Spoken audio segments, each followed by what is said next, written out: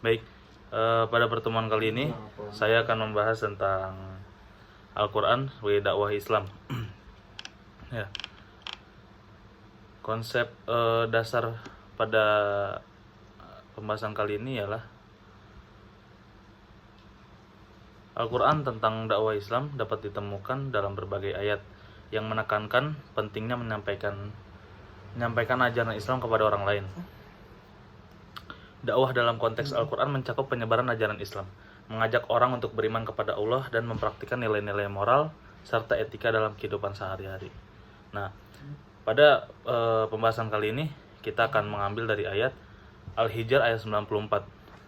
Fasda' bima tu'maru wa'rid 'anil musyrikin.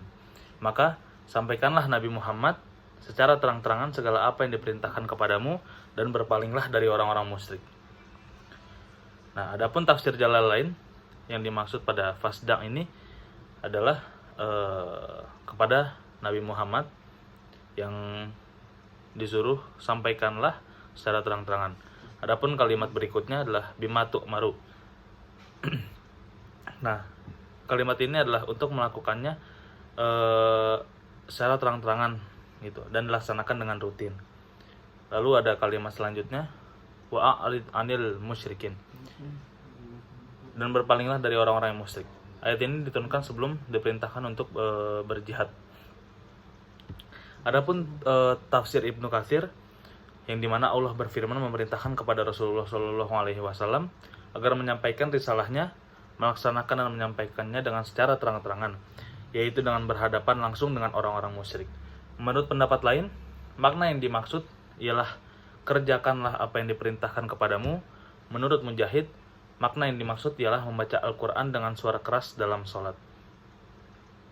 Adapun Abu Ubaidah telah meriwayatkan dari Abdullah ibnu Mas'ud yang mengatakan bahwa Nabi SAW masih tetap sembunyi-sembunyi dalam menjalankan ibadahnya hingga turun firman-Nya.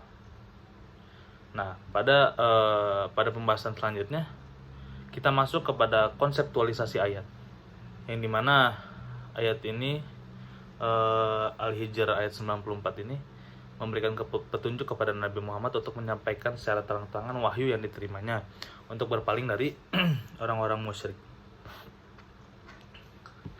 Nah, pada konseptualisasi ini ada beberapa poin. Poin yang pertama, kita masuk kepada dakwah terbuka. Ayat ini dapat diartikan sebagai dorongan untuk menyampaikan ajaran Islam secara terbuka dan jelas kepada masyarakat umum. Dalam konteks zaman sekarang ini, kita bisa mencakup penggunaan media massa, internet, dan platform-platform komunikasi modern, dan lain-lain untuk menyampaikan pesan agama secara luas. Kayak sekarang banyak kita temui banyak video TikTok, konten kreator TikTok, YouTube, Instagram, itu banyak sekali konten-konten yang dimana di dalamnya membahas tentang kaidah-kaidah, membahas tentang nilai-nilai agama, membahas tentang perbandingan sistemnya. Jadi pada zaman sekarang ini tidaklah sulit untuk kita mencari ilmu-ilmu atau mencari kebenaran-kebenaran dalam suatu hal yang ingin kita cari. Nah, untuk poin selanjutnya yaitu ada keterbukaan dan transparansi. Nah, pesan untuk menyampaikan secara terang-terangan ini dapat mencerminkan nilai keterbukaan dan transparansi dalam berkomunikasi. Hal ini dapat diterapkan dalam berbagai aspek kehidupan, termasuk dalam kepemimpinan, pemerintahan, dan organisasi masyarakat. Makanya zaman sekarang ini kita bisa lihat, karena kurangnya edukasi dan kurangnya pemahaman, banyak orang-orang petinggi-petinggi yang ingin memenangkan suara-suara rakyat. Mereka menjual-jual nilai keagamaan. Itu yang pertama. Jadi kayak ya sekarang ini udah mau masuk ke pemilihan presiden, ya kan. Jadi ya banyak sekali petinggi-petinggi yang memainkan nilai-nilai agama, kebenaran-kebenaran agama dalam mencari suara masyarakat. Untuk nilai selanjutnya yaitu adalah menolak kesyirikan dan kebatilan.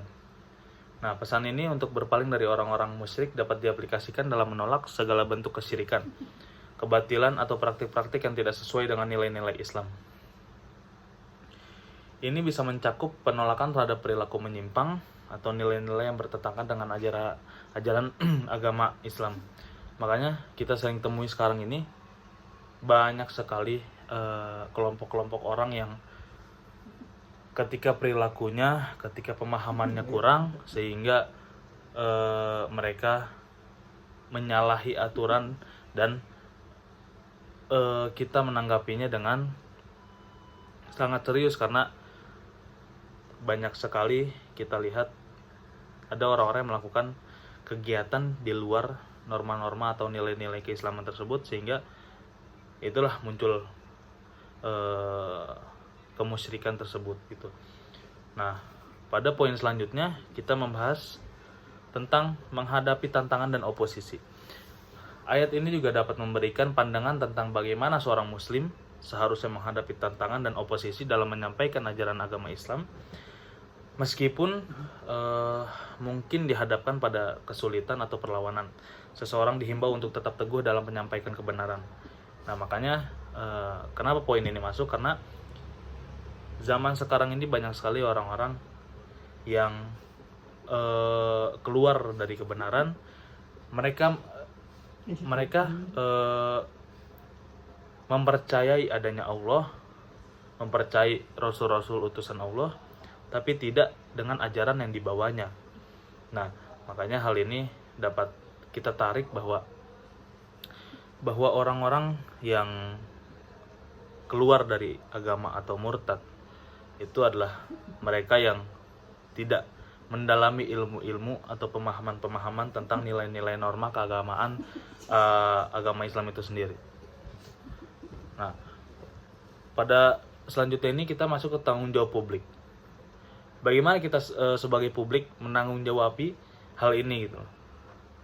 Pesan ini dapat disampaikan dengan terang-terangan, juga dapat diartikan sebagai tanggung jawab publik untuk berbicara dan bertindak sesuai dengan prinsip-prinsip Islam. Ini mencakup menegakkan keadilan, kebenaran, dan nilai-nilai moral dalam berbagai konteks kehidupan. Nah, selanjutnya ini kita akan masuk kepada kesimpulan. Kesimpulan pada pembahasan kali ini itu Al-Hijr ayat 94 mengajarkan pentingnya menyampaikan ajaran Islam secara terbuka dan jelas. Yang tadi ya, poin-poin itu transparansi, oposisi segala. Nah, dan hal ini menggunakan media modern untuk menyebarkan pesan agama. Selain itu, ayat ini menekankan penolakan terhadap kesyirikan dan kebatilan, serta mengajak umat Islam untuk tetap teguh dalam menyampaikan kebenaran. Meskipun dihadapi tantangan, kesulitan, penerapan nilai transparansi keadilan ini harus tetap dijalankan ya. Dan banyak sekali penolakan terhadap kebatilan menjadi aspek penting dalam mengkontekstualisasi ayat ini dalam kehidupan sehari-hari. Mungkin itu pembahasan kita kali ini. Jadi bagaimana Al-Quran sebagai dakwah Islam yang saya ambil dari ayat atau surat Al-Hijr ayat 94 ini. Semoga dengan ini kita semakin bisa mengetahui dan memperdalam bagaimana cara kita menyampaikan sesuatu dengan jelas, transparansi, dengan tujuan yang benar, serta tidak